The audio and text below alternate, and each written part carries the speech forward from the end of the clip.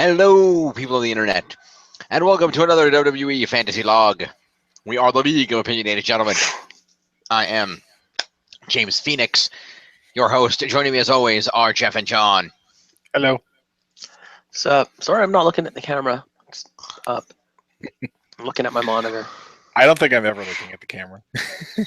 Because I'm usually looking at the monitor and it's like this much difference, but Yeah. I imagine it always looks like I'm Pretty much. Anyway, this is the official premiere of Season 3. Woo! You want to see the draft and where we're at? Watch our last video. It's there. do it. That was an interesting draft. That was a great draft. That was a lot of fun. And so we're going to see how these new rosters play out in our opening week here. Season 3 is a slightly shorter week. A slightly shorter season, rather, because we're only going through WrestleMania, so it's only going to be for a couple of months. So there will be one Raw and one SmackDown pay-per-view each, plus WrestleMania proper. So we will see how that comes out, how that plays out. Indeed. Per the usual, we will open up with the news. And we're going to let John go first because he has to leave, unfortunately. Yeah. The only bit of news, and this is freaking hilarious. This was granted that we probably could have done this last time because it was for the NXT Takeover. But I don't know if anyone saw this. Hopefully, you only saw this part. But JBL tweeted like, "Oh yeah, the NXT Takeover is so awesome," and in the picture, in his tweet, you could see his browser tabs, including one which has a woman's name and then nude after it. And no, I'm not making that up. And it's like, oh my god, dude, you just tweeted that out to the world. And I would encourage you not to look up the same exact phrase, because he must find her attractive, but she's like a bodybuilder, and it's I wouldn't search for that. That's all I'm gonna say. So, JBL, good job. So basically, JBL has now confirmed that he's beating it off in the middle of matches. That's the general consensus. Yeah. Okay then. Professionalism. I know How does he still have a job? I don't know. Well, that's why he read to help Jerry, and he fell on his face. You've got to pull his pants up first. You can search for her name. I don't exactly remember it, but I would not put the nude part after it because I don't think anyone wants to see that except JBL. But if he meant like, I know he didn't mean as a joke because he like deleted it, so it was an accident. But oh man, it was that is really bad. And it was really funny and horrible, but whatever, I'm gonna laugh at it because he's not a nice person, so it's okay.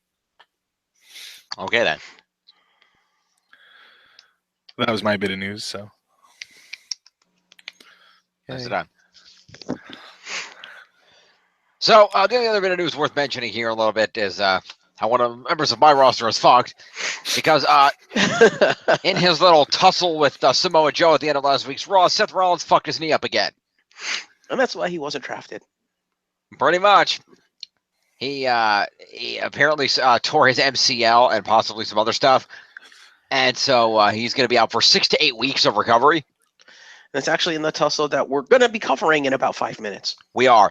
But he tore his MCL, and so he'll be out for 6 to 8 weeks. That would put him back just barely in time for WrestleMania, but his doctors may not want him to push it. So it's going to be dependent on how the doctors feel about his condition at that time and how much WWE wants him to be at WrestleMania.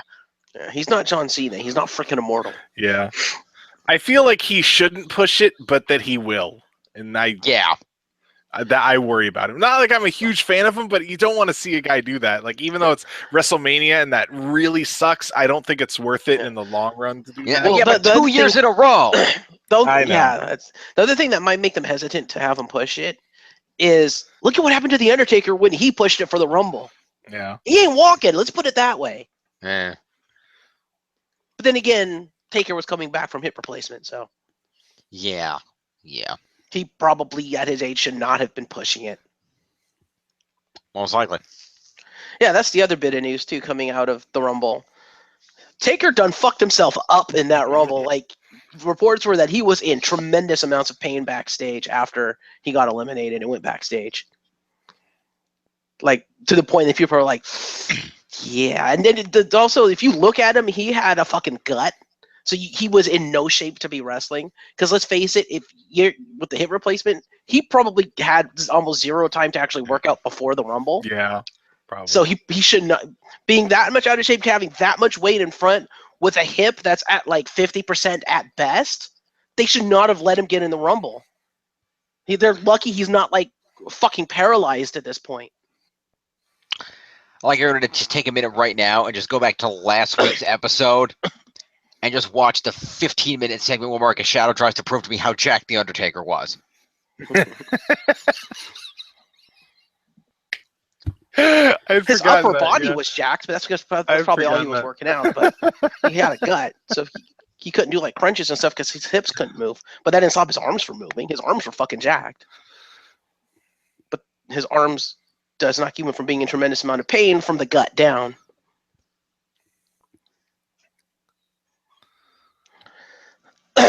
But yeah.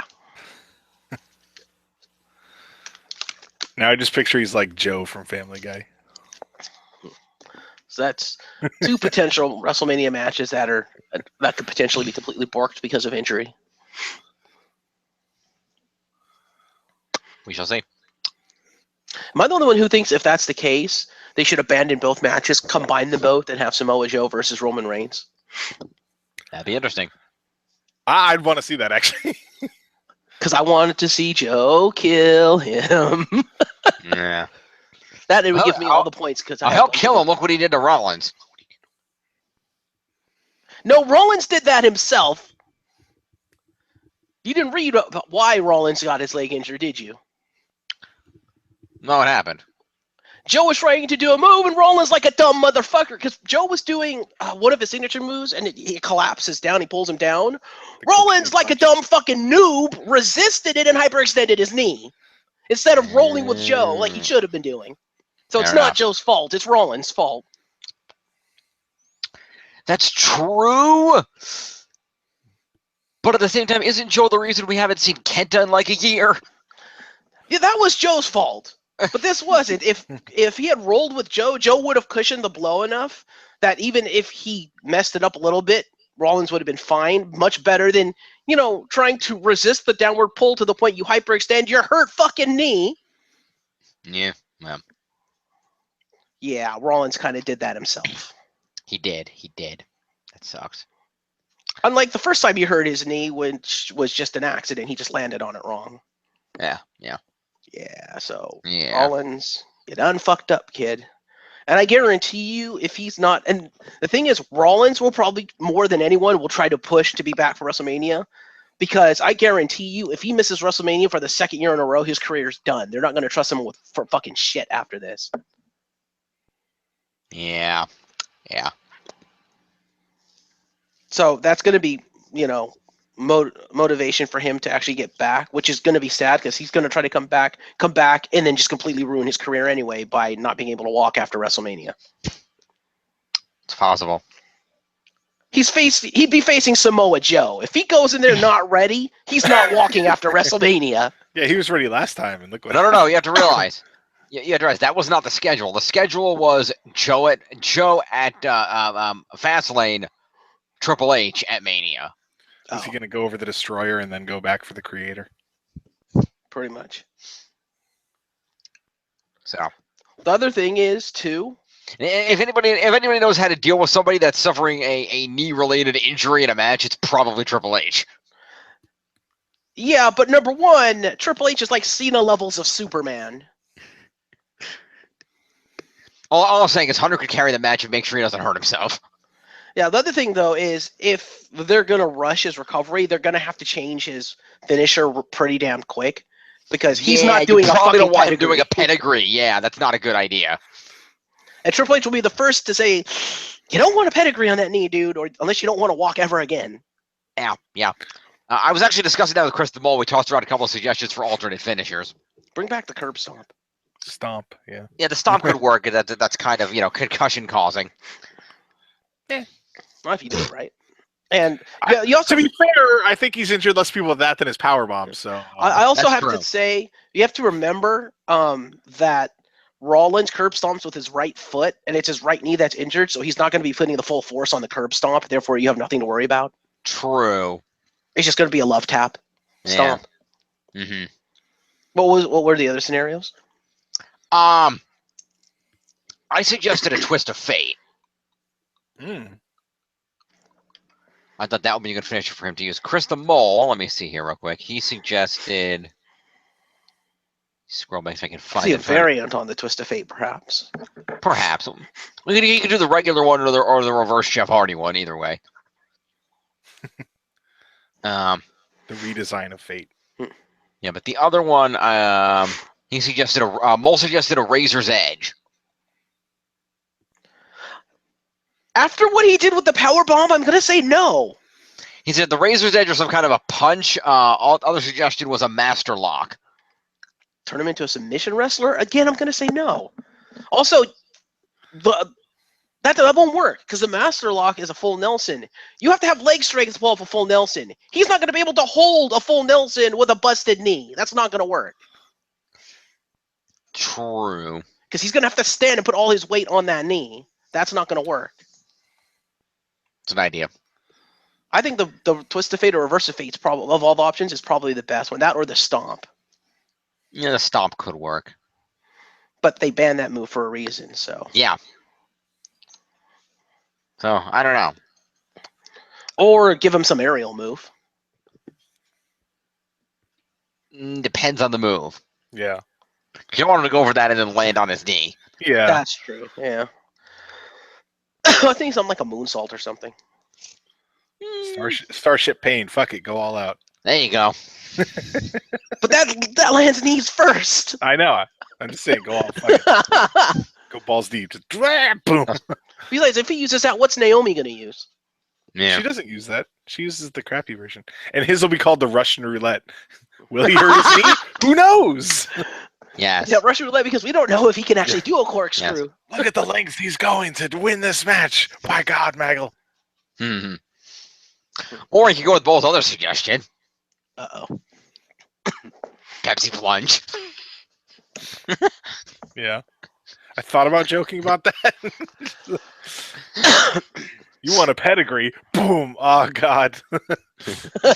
Crack. Pretty sure they can't show gore on live TV like that, but who knows? It's pay-per-view. I don't know. Lesnar and Goldberg are in WrestleMania. I'm pretty sure that goes all out the window. You have to send your cable provider the blood code. Yes. Anyway. It'll be interesting to see what they do. So let's go ahead and do the thing. Let's do All it. right. As we're sitting here chatting. Are you going to take off, John? Yes, I will leave you to it. Sorry. All right, then, John, we will. I will have Jeff send you a text afterwards so you can see in the morning how we did. Okay, will do. Peace. Later. And then there was the stash and the sickness. And the boldness levels plummeted. All right, so these are the rosters. If you missed the draft last week, we came out pretty even. I have an extra person, but otherwise we came out pretty even. And the reason is because we were even beforehand, but we added Samoa Joe, who ended up over here on the roster of the ROS. Would you like to tell them what that stands for, Jeff? It stands for the reign of the Superman, since I have Cena. It's a double. It's a double thing. Double reference because It is. I like it. Reigns and Reign of the Superman, which is actually spelled that way. There you go. And for those who haven't read that arc, go read it. It's a fantastic arc if you're okay with the death of Superman, because it follows the death of Superman. Ah, yes. Anyway, so we came out pretty evenly, and before the draft, I didn't mention this in the last video, we did cut the dead weight out. We got rid of the Spirit Squad, Mosh and Thrasher, and a couple of divas who haven't been around female competitors who haven't been around in a while. Yeah. So we were able to kind of thin things out a little bit and try to make this the rosters a little bit more manageable and make sure that people were getting points. So let's go through and for those who have been following our videos, you'll notice I'm not wearing my KO shirt because if you look on the roster, motherfucker over there took Kevin Owens. Blame John. He did it first. Yes, but I could have taken it back from him. In fact, I was going to. That was my plan. And then you had to fuck it all up. Take it when I couldn't take it back from you. Indeed. Oh, I never changed my team name. You can keep Certified Lunatic at work. Oh, you can't. You don't have Ambrose. I have Bray, if you want to count that. Yeah. No, I got another one. You can change your team name if you want. Yeah. Jericho. I was thinking of this to try to maintain the one thing that's been ongoing in my theme so far. Okay. G Rikeo. How about that? Is that a no? You could do Certified Y2J. Yeah.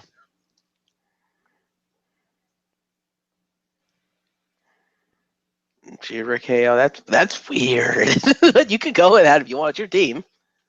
Certified Y2KO. No. Certified year 2000? Funny. Y2K, right? Y2KO. Year 2000. Oh. Yeah, I don't know.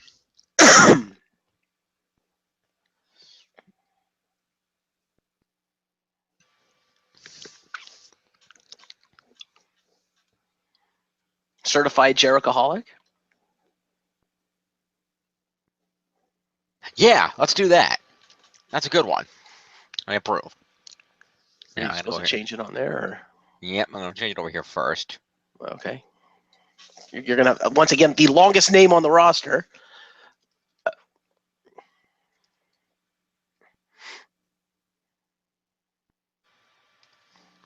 Only because you're not actually typing out my team name all the way. Yeah, well, I abbreviated, so I'm okay with this. Anyway, copy. Paste. Sorry, folks, live. Yeah, we meant to do this beforehand, and I forgot because we were trying to get things done because John had to leave, so we apologize. Yeah, also, you notice John has chosen to keep the hug life because he did, being the winner from last season, he was able to retain Bailey by a block, so he was able to prevent her drafting, so. You know what you could go with? What? The G's of Jericho. Oh.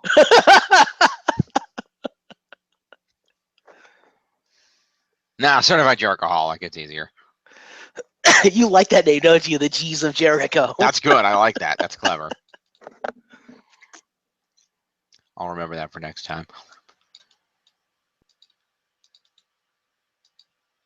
You're a certified Jerichoholic and a bona fide stud, and you can't teach that. Pretty much. And I get all the points.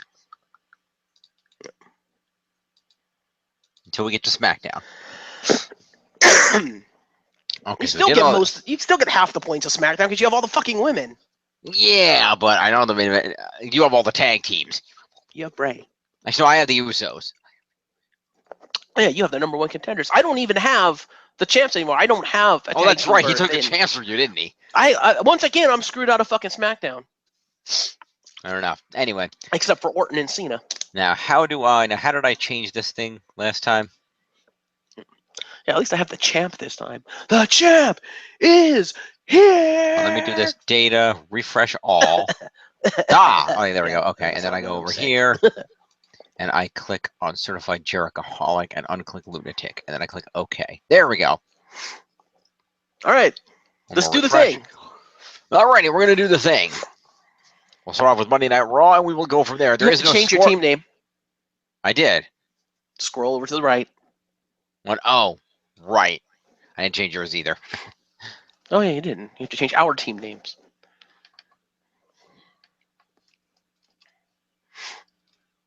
Capitals. It was. Apparently not. Certified Jericho. Yes, you're Certified Jericho. Yes. I'm trying to spell it right. Shut up. There. Jericholic. You still failed. There you go. Well, I don't think I did it right on the other one anyway. You might want to change that.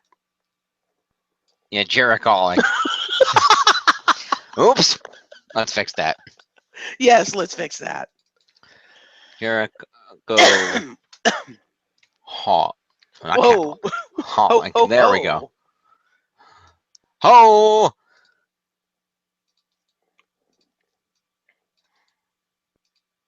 This is ridiculous. Spelling for the loss. Pretty much.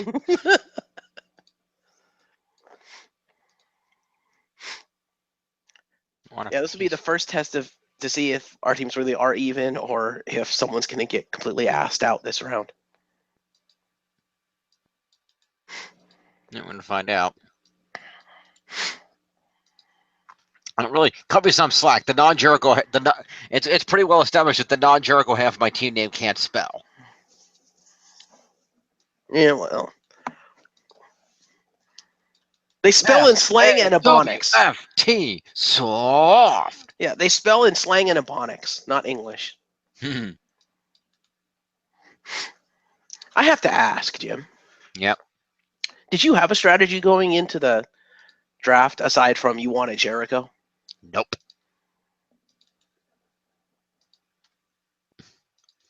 I went and I said, okay, my last pick is going to be to get Jericho back, and I'm going to see what else happens from there. One other thing that did play out for me that I did think is I'm going to try to get the New Day from John. That was my other thought. Because I kind of want to get the New Day. I had a feeling to the New Day I was going to lose Enzo and Cass, but I figured I'd give it a shot. Right.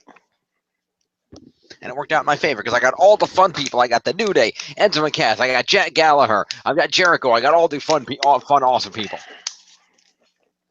I love it. All right. We got this. Refresh all. Jump back over here. That version. Yes, can't delete extra one. So fuck it. Refresh. Okay. All right, now let's do the thing. Finally. Finally. And we don't have a leaderboard because this is the first week. So not a damn thing. Yet. There will be. Oh, there will be. Let me scroll up here. We'll open up with Monday Night Raw. Ow. Easy. My head. Question. Answer. Is there a reason why the score column is just called column? Where? Look at the top of the score column. It just says column. It's like, shouldn't that say score? That's weird. I don't know. What is it on the team roster? Because it needs to be the same thing, or it's not going to work. Oh, I guess It's just tied into the people. It's not tied into the column. Oh. All right. Well, I guess we can. Here, do me a favor. Go to main roster. Go to English. Put in a number. I got relaxed. I can just do that. Score. See. Now do 8 in English. Put in a number really quick, and then let's see if it still works. That's what I wanted to test. See if it 1. works. Refresh. Yeah, hang on. I'll go to the other thing. Hang on. That did not work. Where's his number? I'm guessing it's because you changed it from column to score. I don't think so. That shouldn't have any effect on it. Try changing it back to column and see if it fixes it.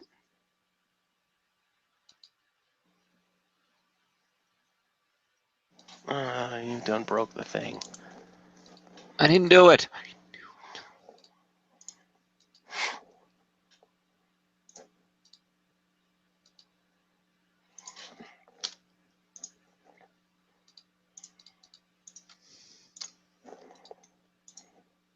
Huh. What? No, you didn't break it. Wait. No. Huh. Okay. That's not good. Points no worky.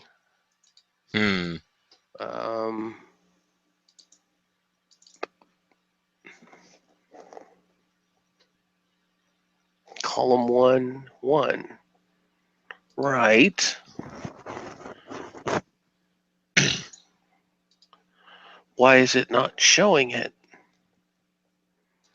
I don't know.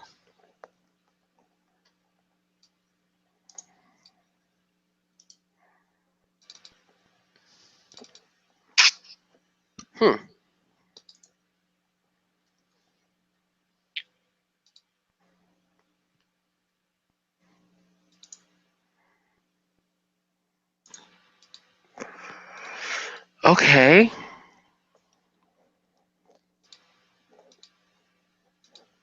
I don't know. I'm kind of at a loss now. Hmm.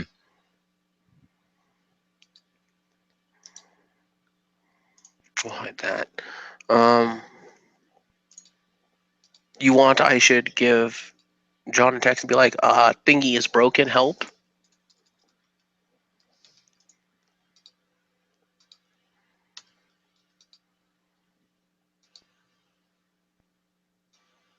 Or not? Hang on. I'm trying to figure out what's different between the. I got open the last one. I'm just trying to figure out what's different between the two, if anything. I don't know, like I said, I opened up the old one, the one without any of the changes made to it, aside from changing who's on what roster, and it doesn't work, so. Okay, hang on.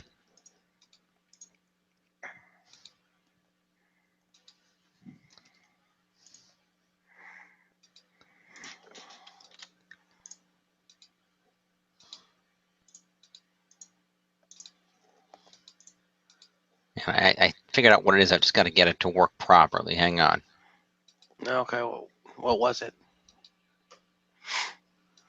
Because you'll note above where it says superstar name on the individual columns, it says team score in the old document in that empty box.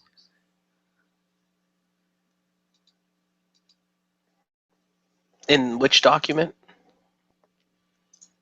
Well, I look back at season 2, and if you look on the team listings, on the top where it says superstar name, the box above that and to the left of where it says team is supposed to say team score. Oh. That's why I'm just trying to figure out.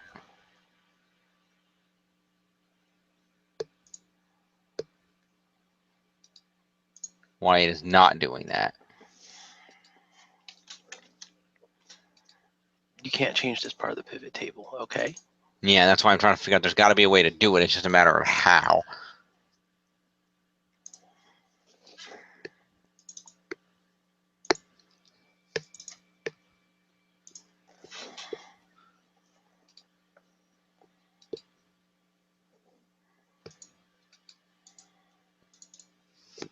Did it say column 1 in the original document?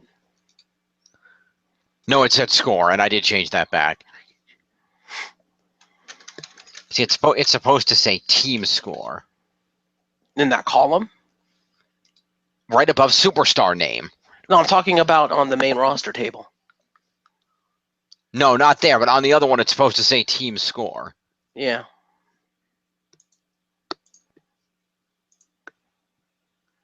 That's just missing. Something changed between the two versions then. Well, obviously.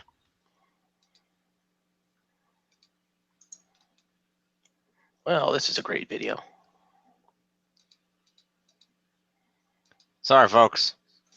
Technical problem. We did not foresee this.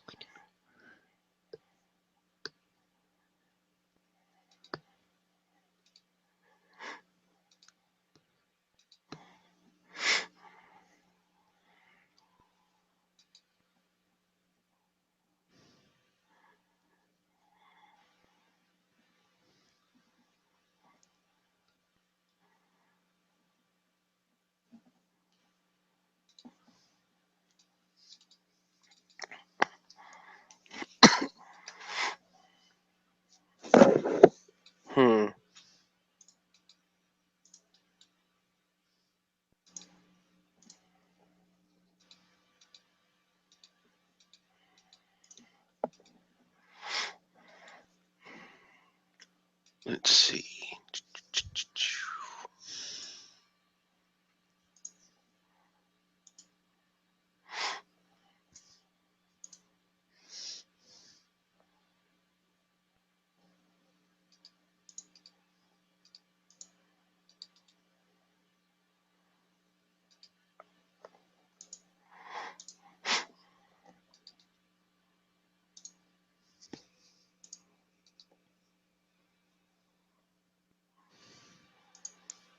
wonder if I can.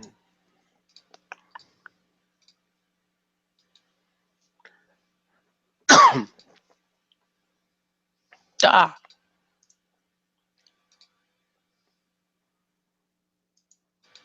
No, who knows?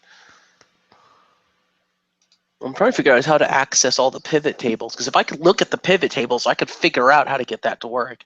But John hid all the pivot tables, and I don't know how to look at them. Right. Especially when you can't edit this one, because like I can if I double click on like say Aiden English, it brings up the pivot table for Aiden English.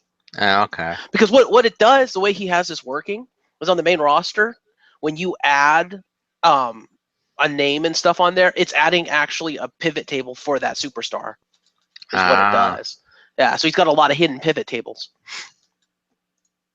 I gotcha. Problem is, I have no way of unhiding the pivot tables. Right, I gotcha.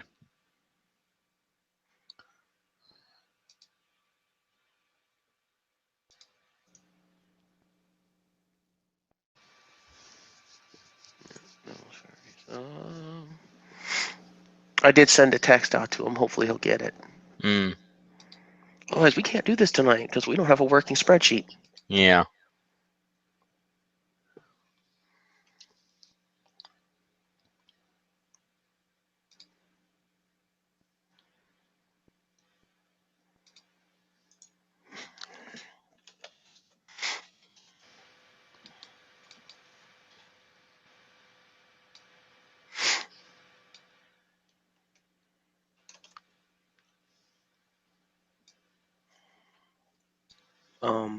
That didn't do anything.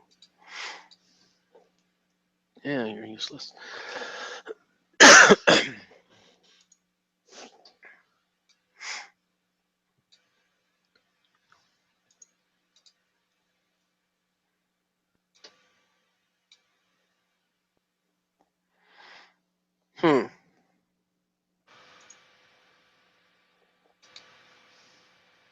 Any luck? Working on it.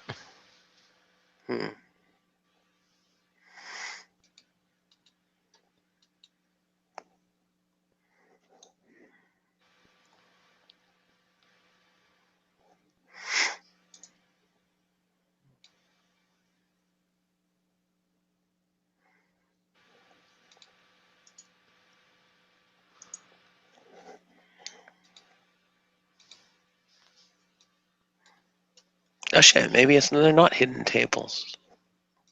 What the hell? Oh, did I just create it by accident by double? That's weird. Okay, whatever.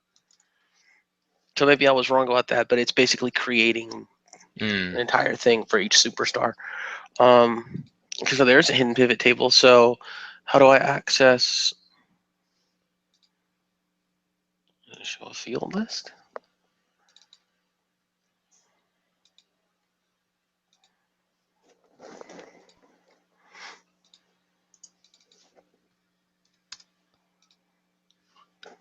Score 1.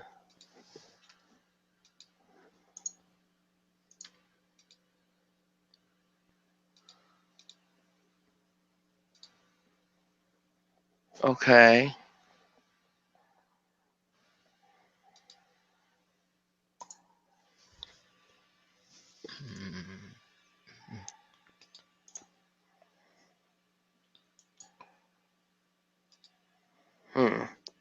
So it's there. How do we get it to access it? If I do this.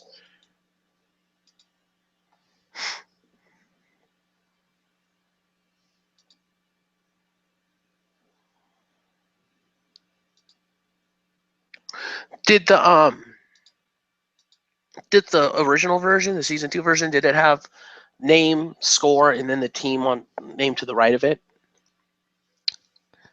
No. Okay, then I don't know what John did. Because they're actually, if you open up what is actually in that pivot table, there is a score column that has the scores in it, but it's doing other stuff because he's got it set up wonky. It's a pivot table field.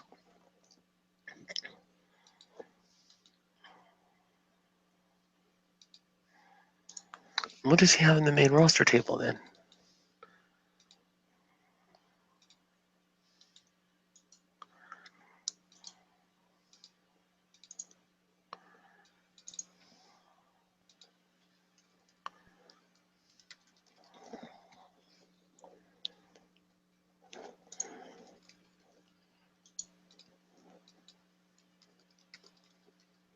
Oh, because this is the master table. Everything is based off of this table, right? Yeah. So anything that's done needs to be done on the team points table. We can't.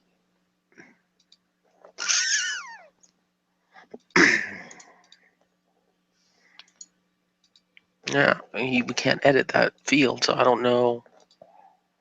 We need Johnny because I don't know what he did.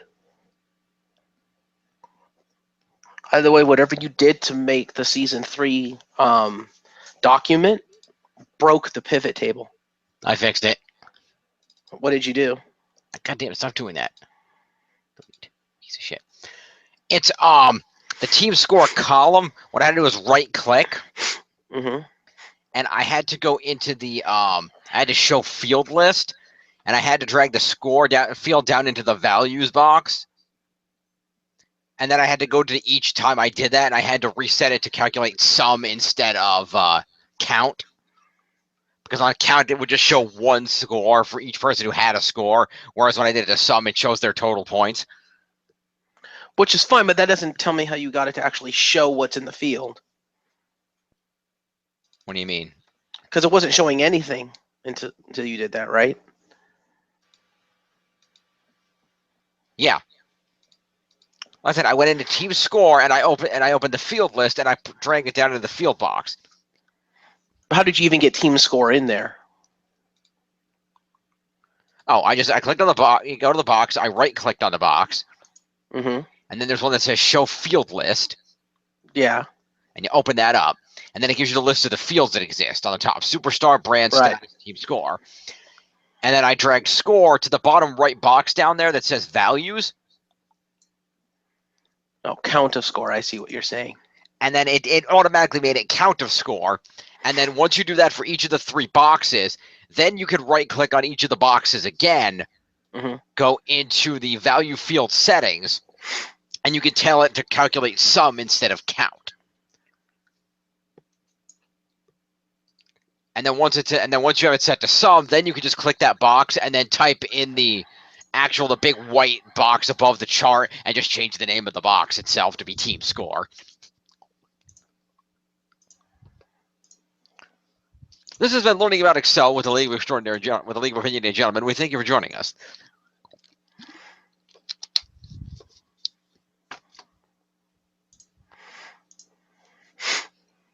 Fair enough. I am smart. SMRT. Yeah, okay. That is, and then you can actually edit it. Yep. And I put some numbers as random people's boxes to test it, one from each team, and it worked. Oh, how about that? Yep. So whatever you did to make this version of the document, somehow you disconnected that entire. The problem is, I think what happened is when I cleared all the scores from them, I think it inadvertently deleted the formulas for those columns. Oh. Somewhere along the way, that's probably what happened. At least we know how to fix it if it happens again. Oh, you know why? It's because it's expecting to summate something. There was nothing to summate. Because usually it's not blank. Usually you put a 0 in the column. So when you removed all the values, it had no value to do it. So therefore, it removed whatever was in the value thing. Well, anyway, we fixed it. Let's do the thing. Jesus, Finally. dancing Christmas. Now that you know how to work Excel. So Raw aired this week. The fallout from the Raw Rumble Raw aired live this week from the Laredo Energy Arena in Laredo, Texas. Which I did love the point in the program where McFoley had to write that on his hand so he could remember it for the cheap pop. That was hilarious.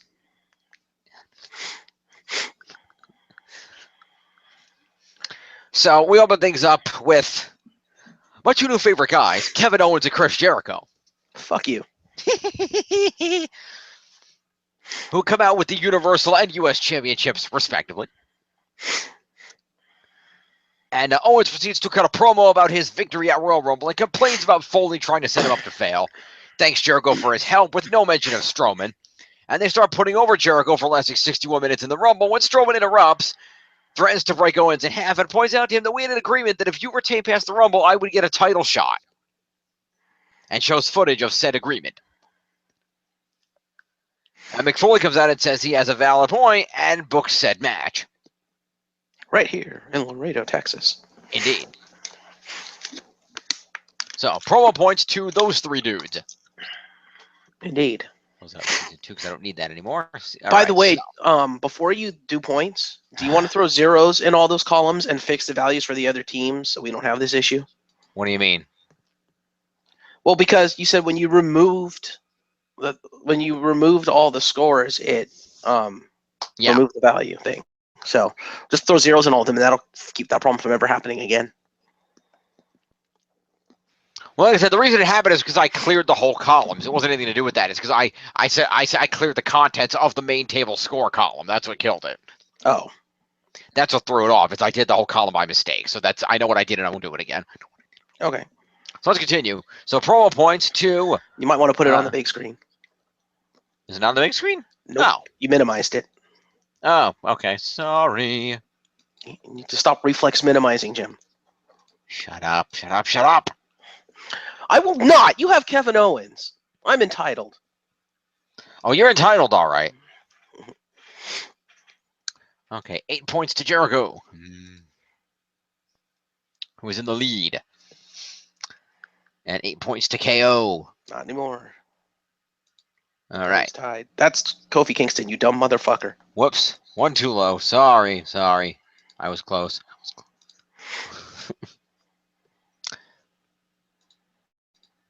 And then whooping ass point, or I guess promo points to Braun Strowman for saying you owe me a title shot. And he gets promo points. It makes me sad. I don't have any of these people anymore. You don't. You don't. Wins to Braun Strowman. All right. That's our opening. It's promo points.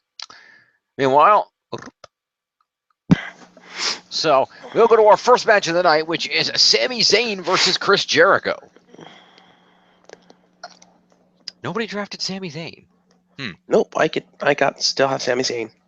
That's good. This is a non-title match. Okay.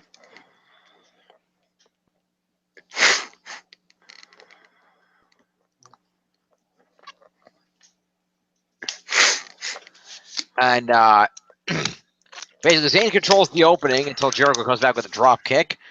They brawl around ringside. Zayn springboard moonsaults off the fan barricade. Okay. They get back in the ring and Jericho takes control. They beat each other up for a while. Zayn hits a series of maneuvers, including a blue thunder bomb, avoids the walls of Jericho, and then hits a tornado DDT. But Jericho ducks the haluva kick and puts Zayn in the walls, but he manages to grab the ropes and get out. T-bones Jericho into the corner, and then haluva kicks him for the win. Yay. So Sami Zayn gets win points. So we started off here.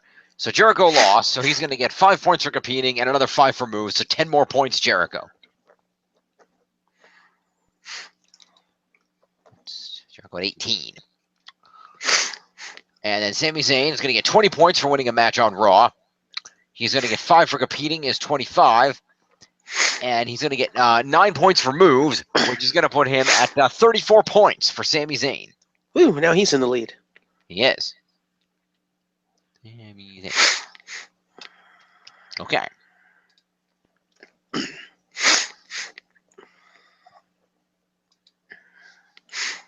All right. Next. It is. So, following the match, we cut backstage where Sheamus and Cesaro are arguing. Of course they are. Bayley interrupts them and tries to cheer them up with a group hug, since they are going to be competing in a 6-person tag team match against the Club in Charlotte later in the evening. And they are interrupted by said heel team, who call them nerds and failures. Me versus John. Yep. So promo points to all of those people. Yay. So Cesaro and Sheamus. And Bayley. With the way you said Sheamus, there's only one thing I think of, and it makes me laugh every time. What's that? Shame on you, Sheamus. Okay, then. You know what that's from? Nope. Harry Potter. No. Okay. It's one of Joey's lines, and he like slows it down because it's a tongue twister. Luke Gallows is going to get some promo points, as is Carl Anderson. Oh, he already. No, that's Kevin Owens. Carl Anderson. There we go. Woo. All right. Luke Gallows Indeed. So, and Charlotte. yep. So moving along. I'm the heel So, team. following this, backstage, Kevin Owens pleads with Stephanie to cancel his match against Braun Strowman. She indicates that she'll look into it. More promo points to KO. 16.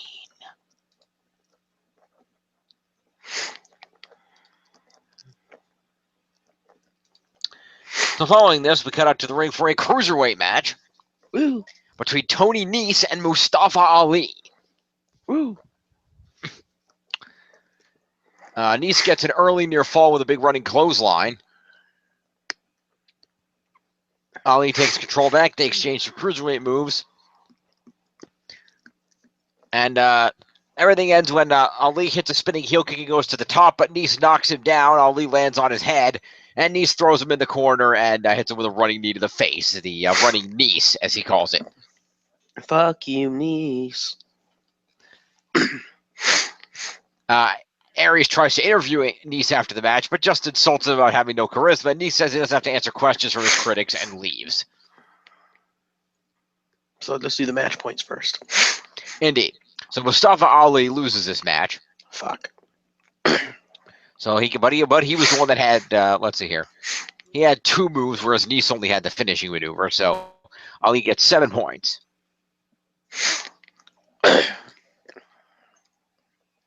And then Tony Nese gets 20 points for winning, 5 for competing, and 1 move is 26. And then I'll give a mini promo for the little interview thing. Yeah, maybe I should have taken Tony Nese. It'll be 29 points to Tony Nese. Hey, I have him. Yeah, maybe I should have taken him from you. 29 points. All right.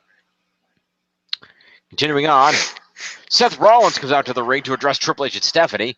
Stephanie comes out and says Triple H isn't there tonight because he's afraid of what he might do to Rollins, and she demands an apology, but Rollins declines and calls Triple H a coward. He keeps talking trash until Stephanie snaps and says that she lied and Triple H is actually on his way to the arena. Promo Rollins. It's the only points he'll have. No, he gets fight points later on. That's true. Up until the point he can't walk because he fucks up. Yep. So we then have the aforementioned 6-person intergender tag team match. Mm-hmm. With Sheamus, Cesaro, and Bayley defeating the Club and Charlotte. Damn. In a fairly short match, Anderson starts off with a spinebuster on Cesaro and has control. Gallows and Sheamus tag in, and Sheamus is in control until Charlotte hits him from behind, which should be a DQ, but it's not. Cesaro tags in and clears the ring. Suicide launches the Club at ringside, while Bayley hits a Bayley to belly on Charlotte for the win. That's right. So we'll start with the heels, as we do. And Anderson was the only heel that hit a move. So that means Charlotte and Gallows are each going to get 5 points. Why do I have a feeling I'm going to end up totally boned? Because you always have that feeling.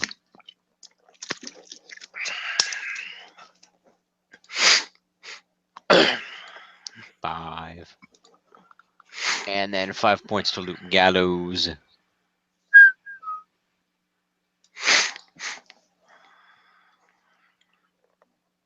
No, hang on a minute. I'm an idiot. Charlotte should be at 13 because she was involved in that promo earlier. I never gave her points. Fuck you! Okay. And then Carl Anderson will also get 5 points for competing, but he had a move, so he's going to get 6.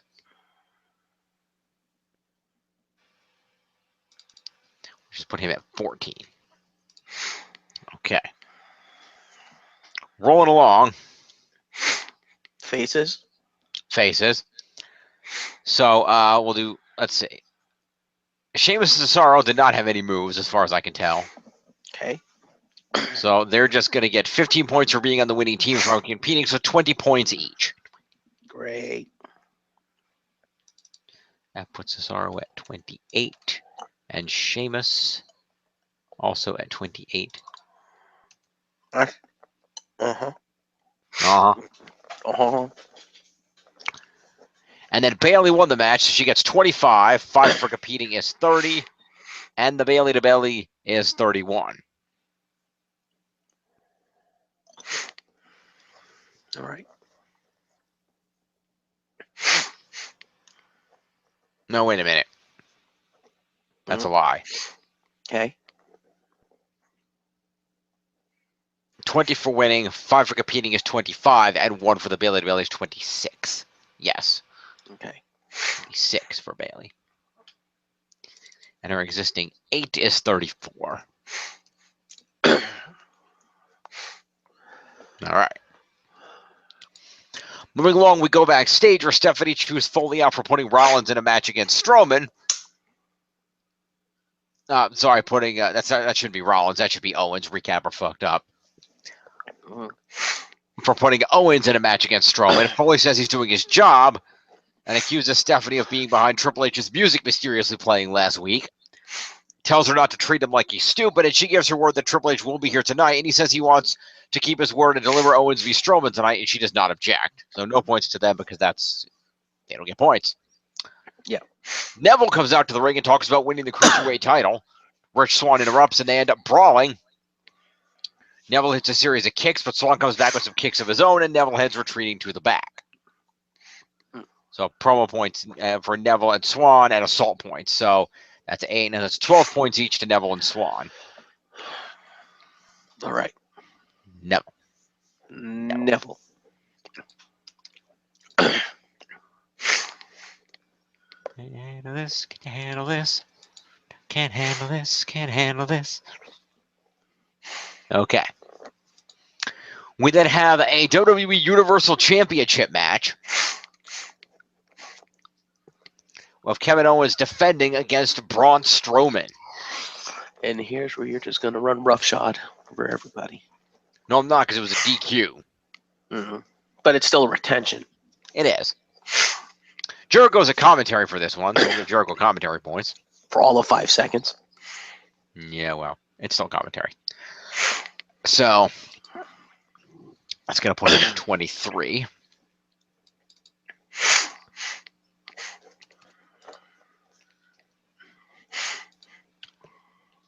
All right.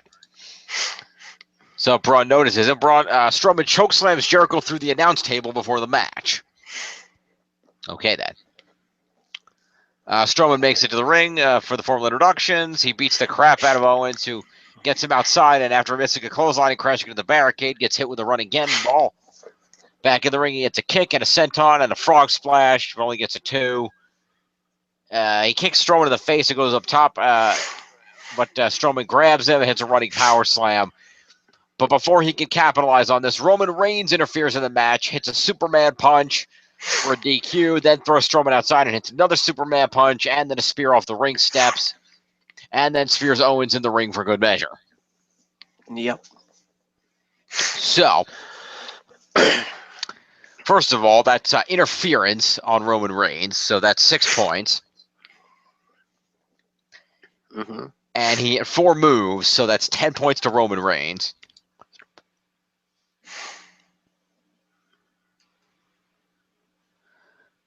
Roman Reigns, where are you? There you are. 10. Would he get post-match assault points for spearing Owens? Sure, 14. Yay. Just technically, that was after the bell rang. It was. Braun Strowman, the young up-and-comer. Well, hang on. First we'll do Kevin Owens. Oh, that's right, because he lost the match, didn't he? He did lose the match. But Kevin Owens will get 25 points for retaining the title. Let me just see something real quick, because he retained the title by an unintentional DQ. So he doesn't get any points for the match itself, but he gets 25 points for retaining the belt. And he also earns himself 3 move points. That's 28 points, Kevin Owens. Which would be 38. Puts Owens at 42. 42. Continuing on. Braun Strowman wins the match by unintentional DQ. Mm-hmm. So, wait a minute, hang on a minute. So he gets no victory points, right? Yeah, actually, hang on. What? Yeah. Oh, actually, no. Kevin Owens should have 5 because Kevin Owens gets competition points too, so he should have 5 more points. Mm. It's got 47. Achoo! Bless you. Achoo! And again, Thank you. Anyway, as I was saying, Braun Strowman. yes. So he does not get any points for winning because it was unintentional. So he'll just get 5 points for competing, and he will get his move points, which are total at 1 for the running power slam, Mm-hmm. and an OMG for chokeslamming Jericho through a table. Okay. So that would be 5 and 10. It's 11 points, Braun Strowman.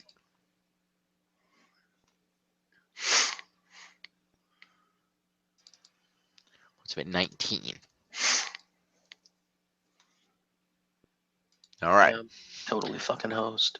Following this, a black Chevy Suburban pulls up back into the parking lot. And who should get out but Brock Lesnar, along with his trusty sidekick Paul Russ. I was tempted to take him.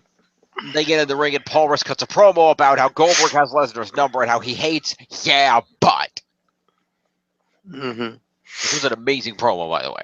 It was okay promo. I love that promo. And by the time the promo's over, they challenge Goldberg to one final match at WrestleMania. Okay.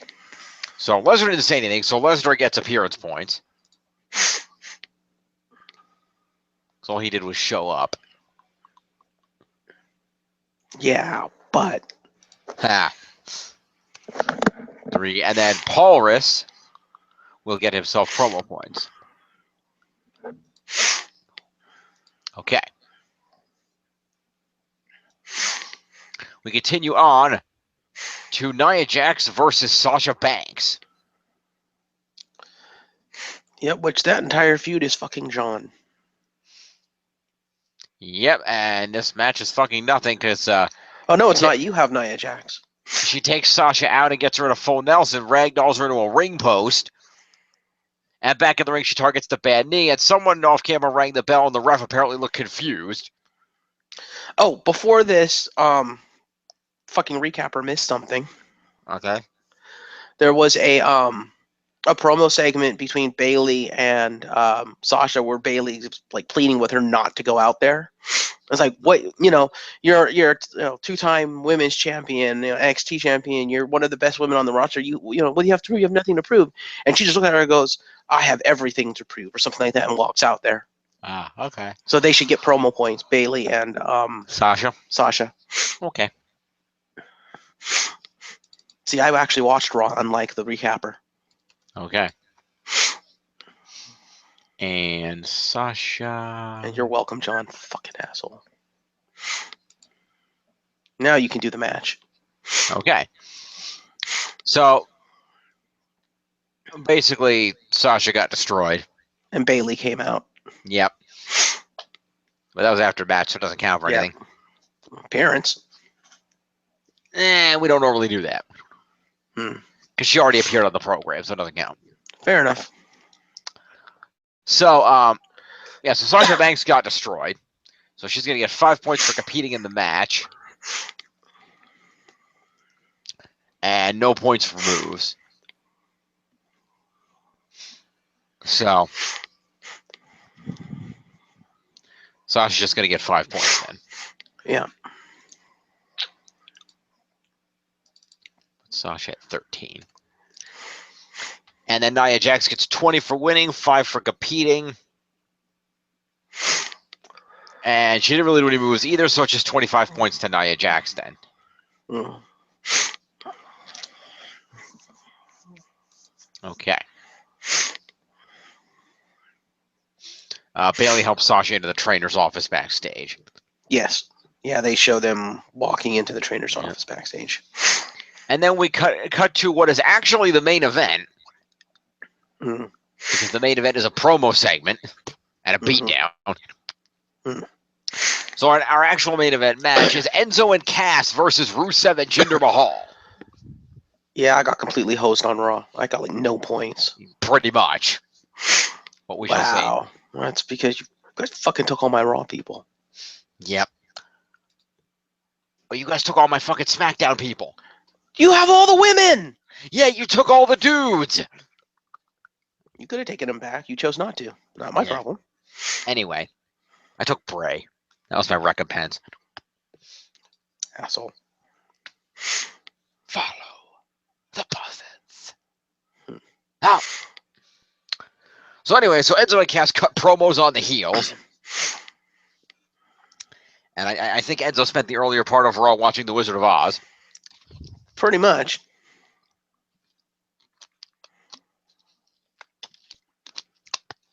You two are going to get your brains bashed in, your hearts ripped out, and are going to run like cowards.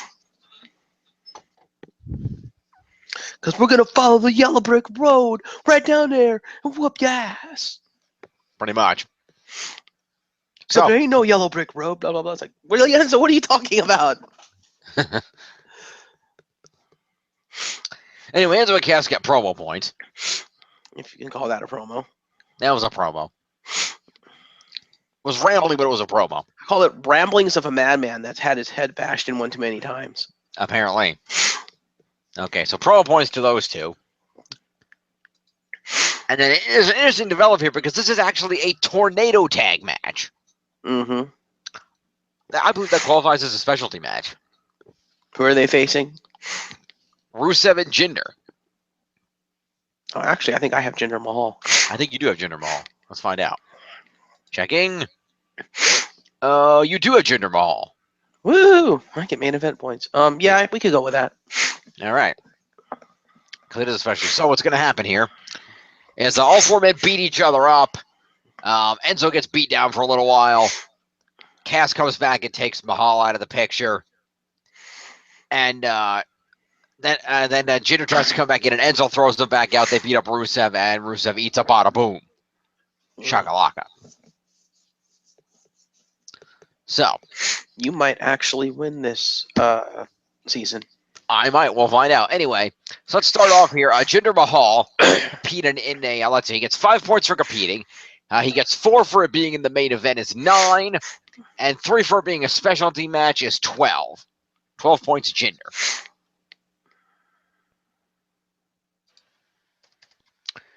Rusev is also going to get the equal amount of 12 points. Well, that by the way, Jinder didn't any moves, did he? No. Rusev had an evasion though, so Rusev would get 15 points. Mm. So Rusev going to throw some accompaniment points over to Lana. Accompaniment. And then our winners here, I believe Enzo got the pinfall here, so we'll do Cass first. So Big Cass is going to get himself 15 points for being on the winning team. He's going to get 5 for competing is 20. He's going to get 4 for being in the main event is 24. He's going to get 3 for being in the specialty match is 27. And he hit 3 moves is 30 points to Big Cass. Mm. Puts him at 38. 38. Enzo is going to get himself 20 points for being on the winning team. 5 for competing is 25. He's going to get go up to 34 for it being in and winning the main event. 44 because it was a specialty match. 3 for competing in the specialty match is 47. And move-wise, he had the 2 moves, is 49 points, Enzo. Damn, son. And you can't teach that. Which puts him at a total of 57 and gives Enzo Amore the fucking lead. That'll be the last time he has to lead. That won't happen again, no, but I'm going to pass it while I can. Anyway. So finally, after that match, a limo pulls up backstage and Triple H gets out of it. He comes to the ring and cuts a promo on Rollins, saying he handed the world to Rollins and Rollins spit in his face. He says Rollins is a huge failure and let him down, and he never came out to confront Rollins because Stephanie advised him not to, and he's busy trying to create the next Seth Rollins out of someone in NXT. He's done trying to be professional, and he's going to go old school on Rollins and calls him out to the ring. Seth comes out, but before he can get into the ring, he gets blindsided by Samoa Joe, who beats him down all over ringside, throws him in the ring as Triple H sits backstage, and as Rollins tries to fight back, Joe drops him with a kick to the head and 3 senton drops. He then locks Rollins in the coquina clutch until he passes out. That's the move. Yeah, Joe he went down for the coquina clutch because he drops down to do it, and Rollins resisted it and hyperextended his knee like a dumbass. Yep, so, let's see here. Triple H does not have... he's inactive. I can hand him his points anyway. Yeah, give him points because he's going to have the match points probably by the end of it anyway. Yeah. So that's 8 points for a Triple H promo. Yeah. And then, let's see, Samoa Joe is going to get assault, which is 4. And then let's see, 3 senton drops is 7. The coquina clutch is 8. Yeah. And I think that's about it. So 8 points, Joe. Where'd it go? I minimized it. And you fucking minimized it again. I did. I hit it accidentally. 8 points, Samoa Joe. Okay. Let me see it. Let me see the points. I'm putting them back up. Hold on a minute. Only 8? Yeah, it's 4 for an assault, and he had 4 moves. Okay, then. Promo to Rollins. Did Rollins even say anything? I think he just came out to the ring. Oh, yeah, I guess he just walked down there and then got assaulted, huh? Triple H cut a promo on him. He came out to the ring. But before he could get to the ring, he got jumped. So would he get assault points for fighting back against Joe? I guess it says Joe did most of the beating, but he tried to fight back. So yeah, I guess we could give Rollins 4 points for that. What the hell? Throwing free points at you, not like you need it, but yeah. Well, Rollins does. Not really. The rest of your roster makes over his stupidity. All right, so there we go. So let's see how badly I got fucking trounced. Indeed. To the data. Close out the pivot table thing. Thank you. Refresh data. Okay. Scroll to the bottom. All to the bottom. And goddamn. Goddamn, I think I might have inadvertently put myself into your position from the last one of putting all my eggs into WrestleMania. You might have. I'm in the lead, so I'm in the lead at 243, followed by 162 for the Hug Life and 127 for the ROS. Because you fucking stole Kevin Owens. If I'd have still had Kevin Owens, it would have been more even. Stole Kevin Owens, you'd still be in the lead. No, I wouldn't. 47 points? No, it wouldn't. It'd be pretty even. And 162. Okay. Yeah, I don't know if I'm coming back from that. I don't think I can catch you with how many points you have. Dude, it's 120 points. Trust me, I was a fucking 1,000 points behind. Let's not get crazy. Yeah, like I said, you're probably going to get massive points. Although, cruiserweights, I can get decent amount of points, I suppose. You got some cruiserweights, and remember, when we get to SmackDown, you've got Orton and Cena. You're going to get a ton of SmackDown points. Yeah, but they're all I have. You guys have everyone else on fucking SmackDown because you stole my SmackDown people too. I have like nobody. All I have is Bray. And the women, I have like no women except for Nikki. You could have drafted some. That's your fault.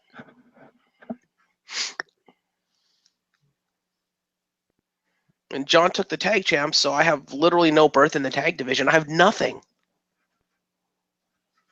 Now that is not true. You have Breezango. Again, I have nothing. You have Breezango.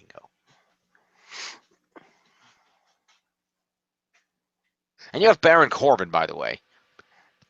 Again, I have nothing. Like, I'm literally in your position where I'm banking on 205 Live. I think I fucked up with the draft. Calm down. Let's see what happens on SmackDown before you continue bitching.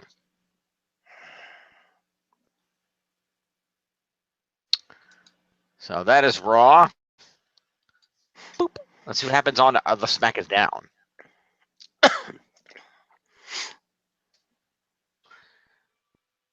So SmackDown is airing from the American Bank Center in Corpus Christi, Texas this week.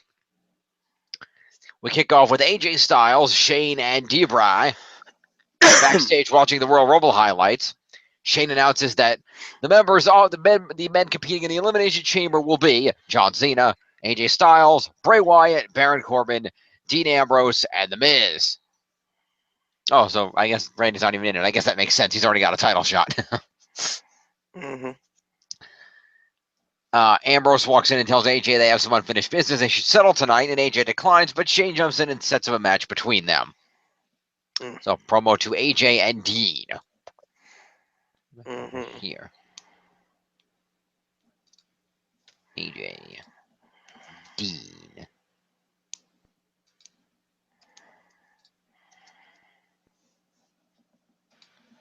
All right.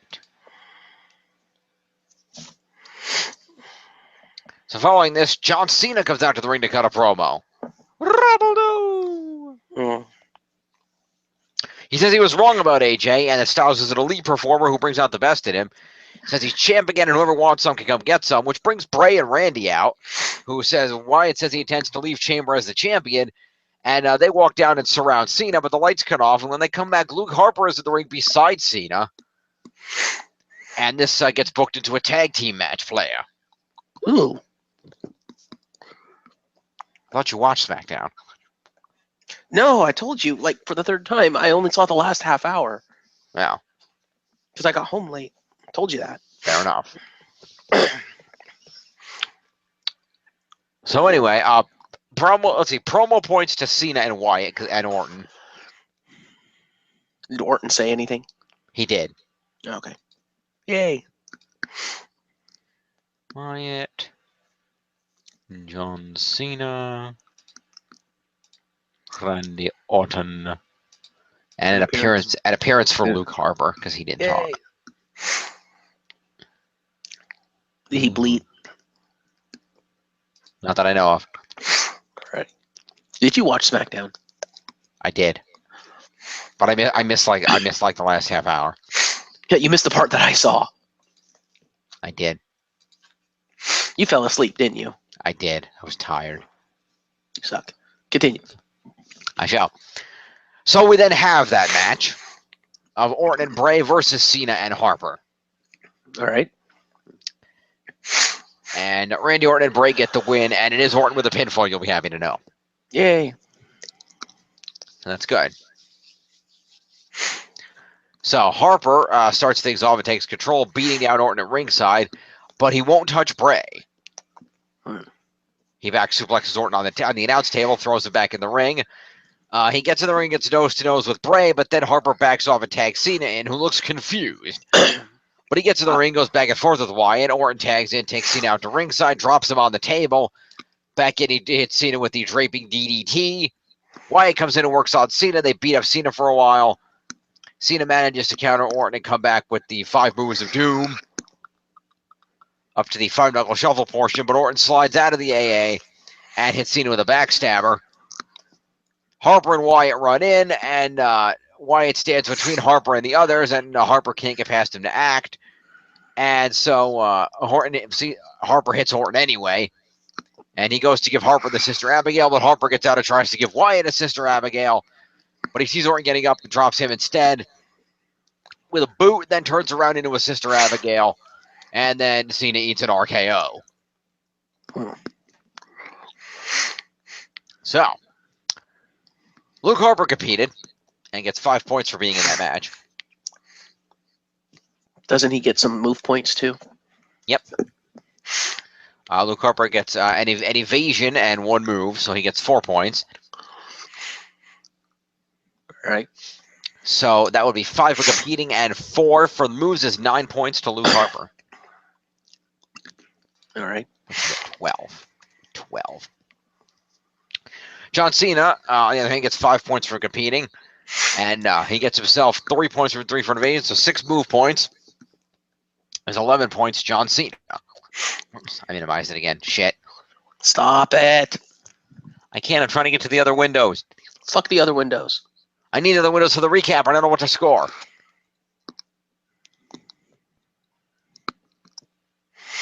Cena at 19. Put it back up. Yes, boss. Let's see this stuff. All right. So Bray Wyatt was on the winning team, so he gets 15 points and 5 for competing. And Bray hit 1 move, so 21 points, Bray.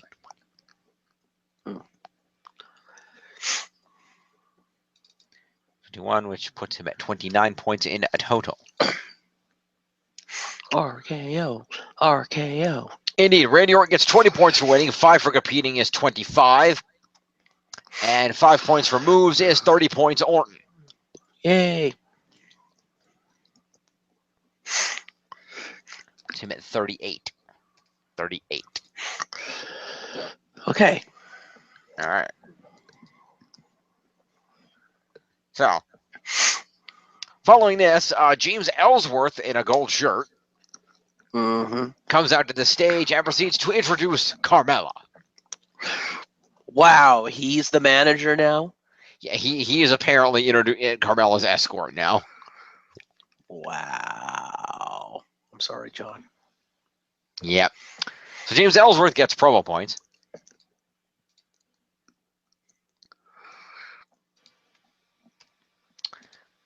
And Carmella comes out to the ring and proceeds Is that really considered a promo if he's just announcing her? Fine, I'll make it accompaniment then. Yeah. That's fair. Accompaniment points. And Carmella then comes out to the ring and squashes a jobber. Okay, then. Who does not even have the decency of having her name mentioned. Well, I'm sure she did, but nobody remembers it. Does Carmella still look green as hell in there? Kind of. They didn't really do much. She just kind of throws her around, and then with assistance from Ellsworth, she manages to lock in the Code of Silence. Really? She needed assistance against local talent? Are you kidding me? Basically. Wow. So Ellsworth gets interference points. Yeah. So the last time she squashed a local talent, she looked so, like, sloppy as fuck. It was bad. I was like, wow. So 20 points for the winning the match, 5 for competing is 25, and 1 for the Code of Silence is 26 points, Carmella.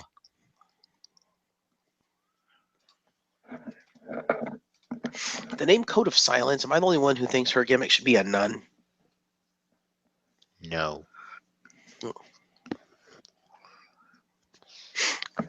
So after that, we see Apollo Crews backstage, keeping an eye on the next match, which is Dolph Ziggler versus Kalisto. Kalisto gets into a quick offense, and then Ziggler just super kicks him in the face. Do I still have Kalisto? Nobody drafted him. You should if you had him before. Checking. Yeah. No, John has Kalisto. You didn't have Kalisto. Son of a bitch. All right. No luck there. So John has that entire feud? Fuck. He does. It's not really a feud, though, but fair enough. So Kalisto gets 5 points for showing up to get his ass kicked.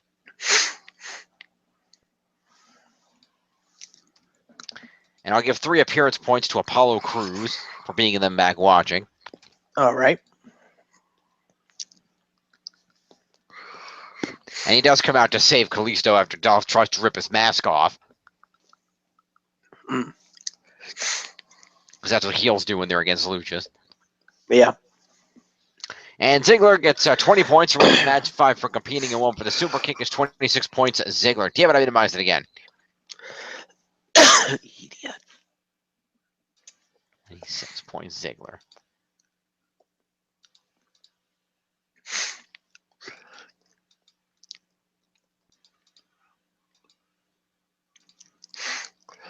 Okay. Moving along. Becky Lynch and Naomi are backstage talking about how they're teaming up tonight to take out mutual enemies, Alexa Bliss and Mickie James. So, that'll be full promo or mini promo? Probably a full promo. Okay, so Becky, 8. Naomi, 8. Well, where's she? Yeah, all points to you. Yep. Except for Mickey. Mm-hmm. Oh, they don't get points until the match, but yeah. So, yeah, we go to the ring for the match of Becky and Naomi versus Alexa and Mickie, and after some back and forth, Becky takes control against Mickie. Some elbows and a Beck-sploder for a 2 count. Goes up top and gets distracted by Alexa. Alexa's job is to distract while Mickie does the work in the match. Right. Mickie stays in control. Alexa keeps distracting. Mickie hurricanranas. Alexa gets a tag and works on Becky for a little while until Naomi gets a hot tag. Springboard crossbody on Alexa. Knocks Mickie off the apron. Continues working on Alexa. Then a series of kicks. Mickie and Becky hit the ring, and Becky takes Mickie out. And then Naomi kicks Alexa in the head and hits a split-legged moonsault for the win.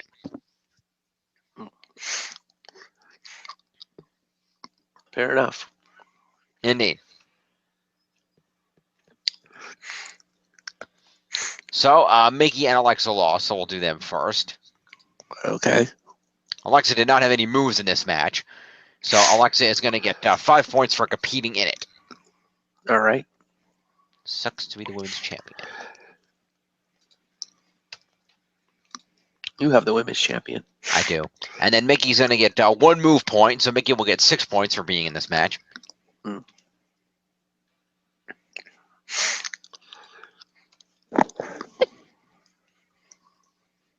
Now all the rest of the points go to you. Pretty much. So we're going to go to, let's see, we'll go to Becky next since Naomi got the victory. Becky gets 15 points for being on the winning team, 5 for competing in the match, and 1 move is 21 points to Becky Lynch. It's her at 29.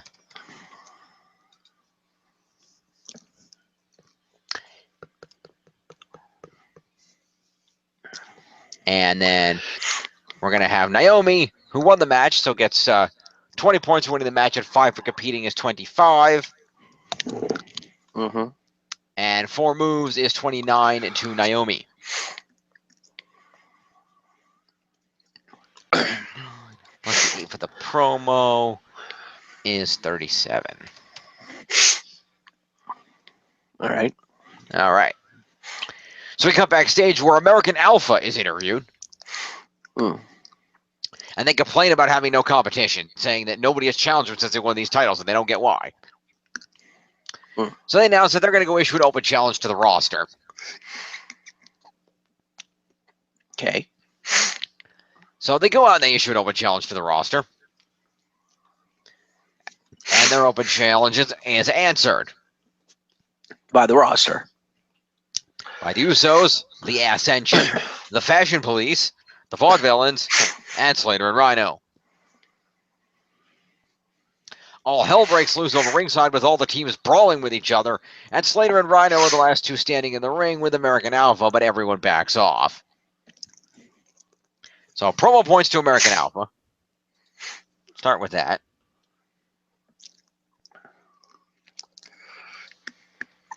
Jordan and Chad Gable.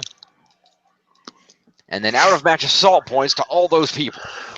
Yep. All right, let's go down the list. In English, it's 4 points. Nobody And did any moves? not that's noted here. They All just right. all beat the crap out of each other, so. Let's see. Victor will get 4 points, and Tyler Breeze will get 4 points. And Simon Gotch will get 4 points. And who else is getting points out of this whole thing? Connor. Jimmy Uso will get 4 points. Or you can completely ignore me. And Connor will get 4 points. And Jay. Jay Uso will get 4 points. Slater and Rhino. Yep. Okay. Rhino will get 4 points, and Slater will get 4 points. And lastly, Fandango. Mm-hmm. Everybody? Yeah. Okay. I think it's everybody. Yes. Okay. So all those people got points. All right. Afterward, Daniel Bryan is backstage where he finds Natalya surrounded by security guards. She complains that she doesn't feel safe at work anymore because of Nikki Bella. Nikki shows up and starts arguing with Natalya until Bryan tells him to stop and books them in a match at Elimination Chamber. Yeah. So promo points, Natalya and Nikki. Yep. Damn it, I minimized it again. What'd you do that for? You had no reason to switch. I was switching back over to the thing and I hit the wrong. I had to switch between the recap and the thing. Mm. Hold it down. Where are we? Nikki 8. Natty 8. Okay.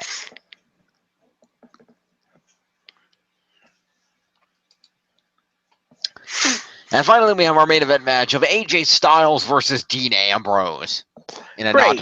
non-title match. So I get fucked over on SmackDown too. That's great.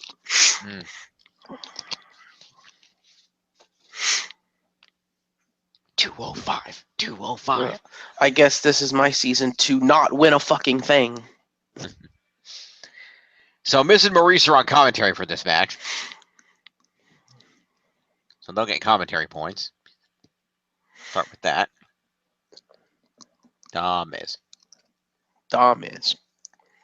Maurice. Okay. And so Ambrose dominates the opening moments of the match until Styles dodges a spear and Ambrose crashes into the ring post. Baron Corbin then comes out and joins the commentary table. Mm. No points to Baron Corbin. Baron Corbin is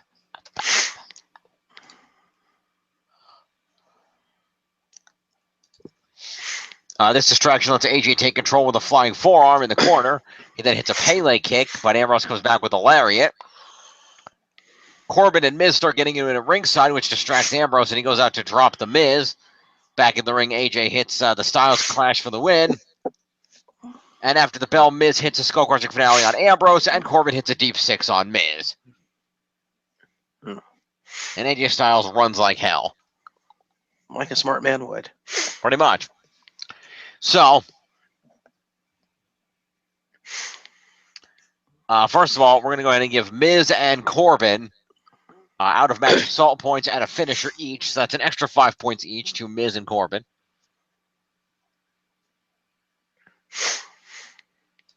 Puts Corbin at 10. 10. Same with the Miz. He'll be at 10. And then Dean Ambrose lost this match. Uh-huh. So Dean is going to get 5 points for competing. And 4 for being in the main event. Is 9. And 1 for his lariat is 10. 10 points, Ambrose.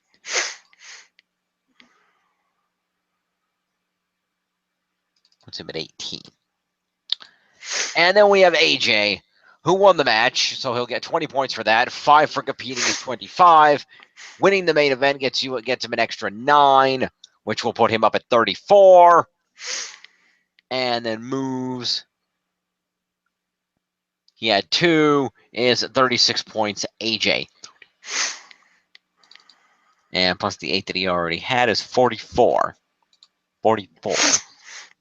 Let's see how badly I got trounced. Indeed.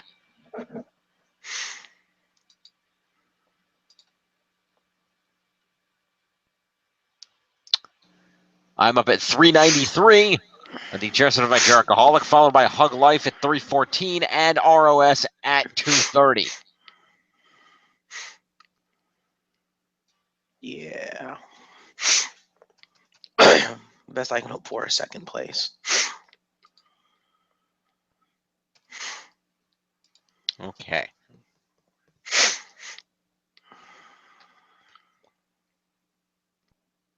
Got 140 points on SmackDown. Jesus. I told you have all the women, dude. I know, apparently. Anyway. And lastly but not leastly, we shall do the 205 live. Mm-hmm. Let me go over here and open that up. Get rid of this. And then you're going to minimize this by accident again. No, I'm going to do my best not to do that this time.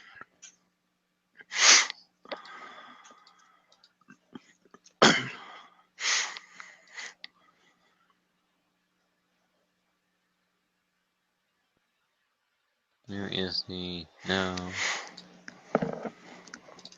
recap. Okay. Bow down to the king Really? of cruiserweights. Okay. That's the dude title of the recap. Don't look at me. Okay, then. All right. So.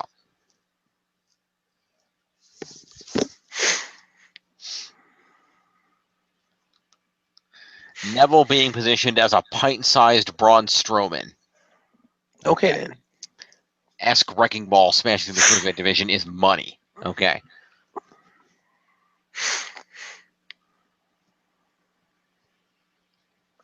So. We open up with a video package recapping the situation with the cruiserweight title. And then we open with a one-on-one match between Tony Nese and Lince Dorado. Or I probably don't get the win, like always.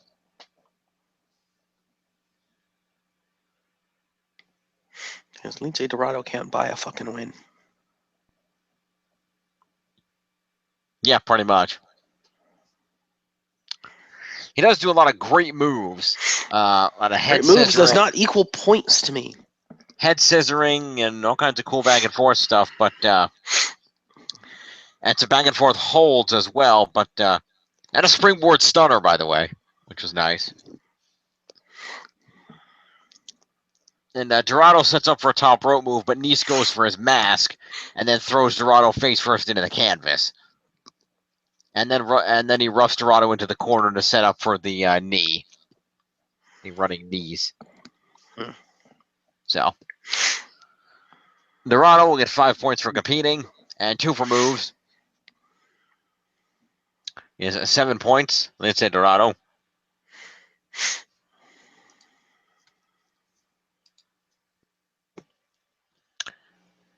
And then we're going to have, let's see, Tony Nese gets himself 20 for a match win on that.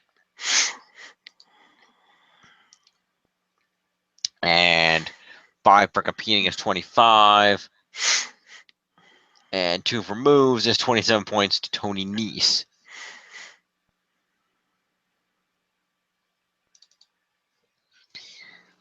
$59.66. All right.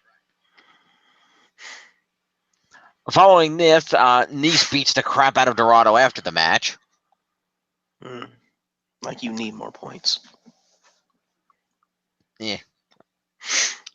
And Austin Aries even says, I'd almost say this is uncalled for. I'm not sure yet. And who should make the save but TJ Perkins, who slides into the ring with a detonation kick. Like I said, like you need more points. So TJP with an appearance and a finisher. And out of match assault. Yeah, true. That's technically. Well, we won't bother with the appearance then, so that's 4 and 1 is 5. And assault to Tony Nese. Yep.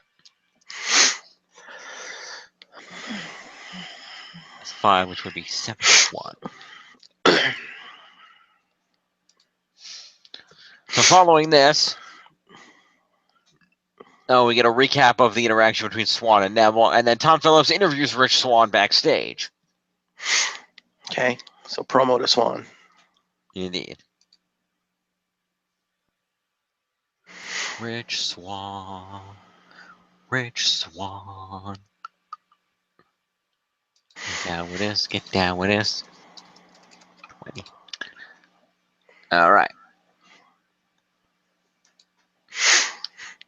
We get the hype video for Grand Metalik. Don't care. Not on my Will be team. coming soon. Okay, this will make you feel better. For our next match, the Brian Kendrick is coming out to do commentary. Okay, how's that gonna make me feel better? You get commentary points for Brian Kendrick. Big fucking deal. 5. Okay. Unless I get all the main event points, I don't really care. Sorry? Yeah, most of them. It's Neville. Hmm. But in the meantime, Akira Tozawa debuts Hmm. against some dude named Aaron Solo. Okay then. Add him to the list. Nah, he's some job around and give a shit. He's not some cruiserweight that they're now bringing up or something. I don't know. I'm gonna say I doubt it. Okay, let's see how good your memory is. If If he shows up a second time, he's like Sean Maluda. If he shows up a second time, we'll give him points. Sean Maluda showed up more than once. Yes. Yeah. Like I said earlier, he started off by getting his ass kicked in Tajiri's debut, and then he got beat up by Brian Kendrick the following week. Fair enough. Anyway, Tozawa does a ton of cool moves such as floating senton bomb, some nice strike moves, striking knee, and a nice suicide dive, and ends it with a nice snap German suplex pin. Fair enough.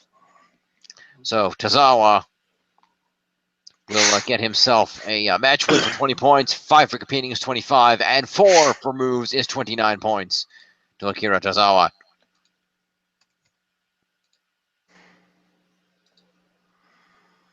All right. Following this, we get a Noam Dar talking to Neville backstage promo. Okay. Alicia's with him now, and Noam tries to buddy up to Neville, but Neville ain't having any of it. Hmm. I don't care about your love life, so you can leave your baggage at home. Hmm. So promo points to Noam and Neville. Neville.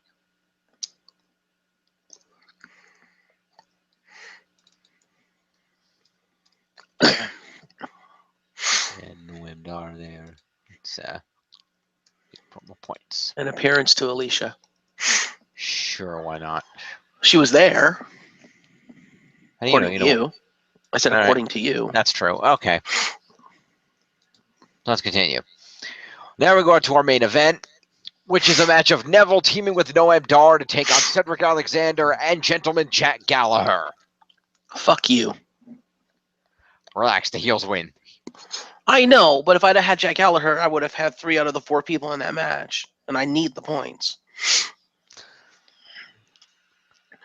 Not to mention whoever has Noam Dar gets half the victory points. So I'm like, well, fuck. That's John. Yep. So Gallagher and Neville exchange a lot of holds and do some nice mat wrestling. Gallagher using his trademark witty escapes. Cedric manages to get a tag in and goes to work on Noam Dar's arm after Noam tagged in to continue working on Gallagher as the beast slut for a while. Cedric hits an international exchange head scissors and a pinfall for a kick out. Gallagher gets tagged back in and keeps working on Noam's arm. Some unique locks in there. And then, in one of the most despicable moves in all of wrestling, possibly even more dastardly than the dreaded chop block, Noam pulls Gallagher's mustache. Ha. And then cleans Gallagher's clock, quote unquote, with a massive strike. The bastard. Only Gallagher himself, his gentleman barber, and select looking ladies get to touch that mustache.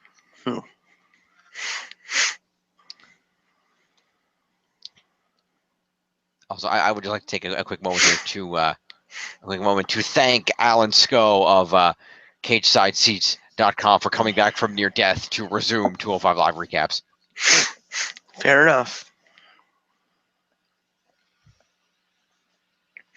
So anyway, back to the match.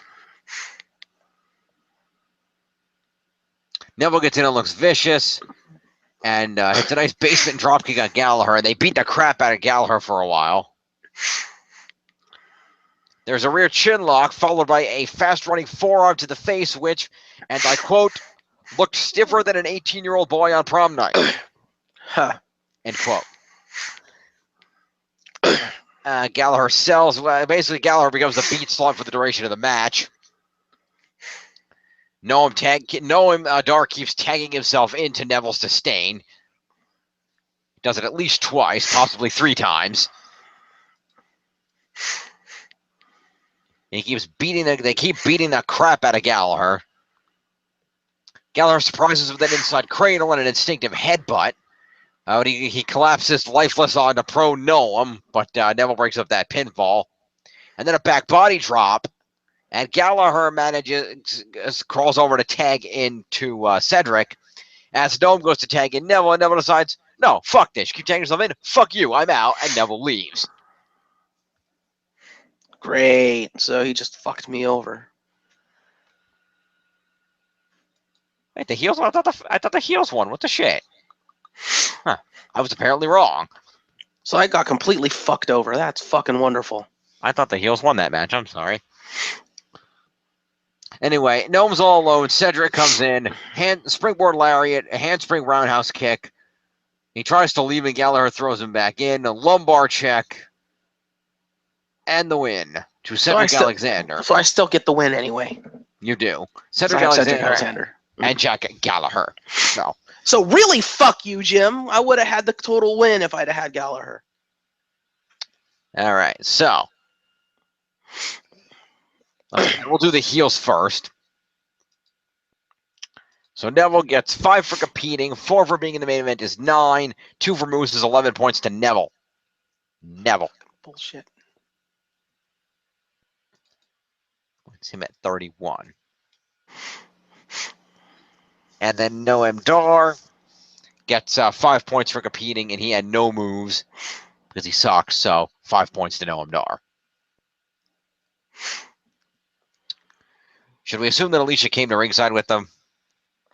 I think that's a safe assumption to make. Then Alicia Fox, she'll get accompaniment points. You'll put her at 8. Okay. And Gentleman Jack Gallagher gets 15 points for being on the winning team. And 4 for being in the main event. I should say 15. 5 for competing is 20. 4 for being in the main event is 24. And move-wise, Gallagher had 1. So 25 points Gallagher.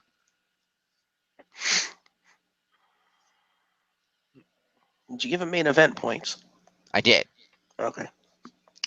And Cedric Alexander got a win off of this, so he gets 20 points for winning. 5 for competing is 25. 9 for it being the main event puts him up at 34. And move-wise, he had another 4 moves. Is 38 points, Cedric Alexander. And winning the main event? Yep, counted it. So okay. I don't have the thing in front of me. That's why I keep asking. It's 4 for being in it, 5 for winning it. So okay. 9 was total. So 38 points. Now, let's see what we got. See how badly I got host for the entire week. Your final scores of the week, ladies and gentlemen, are as follows.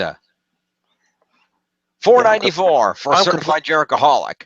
343 off of Hug Life, and ROS has 299. You're already up at almost 500. There's no way I'm fucking winning it. I'm done. Week 1, I'm done. Even with WrestleMania, there's no if you keep getting points like that, there's no fucking way. You're already at 500. You realize that's not going to be regular. A lot of those points are because Enzo and Cats got ridiculous points for conveniently ending up in the main event. On Raw, remember this. Yes, but you're still going to consistently get main event points because you have Kevin fucking Owens. For as long as he has the belt, yes. So no, you're consistently going to have the highest point getters on all 3 shows, pretty much, with the exception of AJ Styles. But the only reason AJ Styles got the points and Dean Ambrose got the points this week is because they didn't do anything with fucking Cena. Because you have Cena and I don't have Orton either. Yeah, and I barely got any fucking points for them. You got a bunch of points for Randy Orton. Not as much as John got for fucking AJ Styles and Dean Ambrose. Well, they were in the main event. Let's take a look at the leaderboards. Do we have to? Top of the leaderboards is Tony Nese. Yeah, look at this. I only have, 2 people in the top fucking 10. I'm done. John only has 2 people in the top fucking 10. You have 3. Oh. You have That's Sami. not, You have number that's 10, not gonna Sami last. Zayn. That's You have not gonna Randy last. Orton at 38, tied with Cedric Alexander at 38. I have Naomi down here at 37. John has Bailey at 42 and AJ at 44. And I've got the top 3 in KO at 47, Enzo at 57, and Nese at 71. What the fucking knees. Oh, and Big Cass down here too. I skipped him.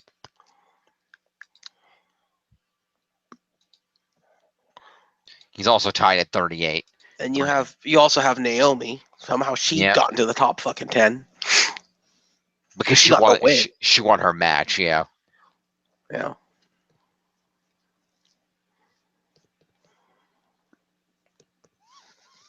That's why Nese lucked out for being on 2 shows. If he hadn't, Enzo would be the number 1 guy. That's the closest Enzo's ever going to get to being number 1. Unless this is the beginning of a push for them. Unless they're going to turn them and feud them with the club for the tag titles, maybe. If they do that, I'm going to get scared because they're like red fucking hot. So, in terms of, popularity. Yeah. But right now, they're just stuck with Rusev and Jinder, so. No. Look at this. In the top 20, I only have 4. That's how fucked over I am right now. My 5th person is until number 20 fucking 4. I'm completely fucking hosed.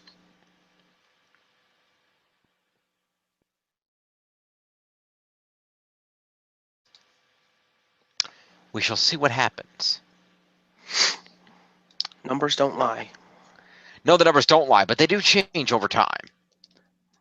Not that much. I point you to the last season when you were in the same spot I'm in now. Yeah, but in the last season, I was competing very early on, and in the last season, you took a massive lead, or John took a massive lead, and you came back and were beating him for several weeks, so anything's possible. Yeah, but that's because he and I were very close. Right now, it's you and John. I could see John coming back and getting over you. I don't see me getting anywhere near that, given the numbers right now. Well, we're going to have to see what they end up doing with people like Orton and Cena and whatnot. We'll see how it plays. But in the interim, that is our program, ladies and gentlemen. We thank you for joining us as always, and we look forward to seeing what happens in Season 3. We're on the road to WrestleMania. Good night, everybody.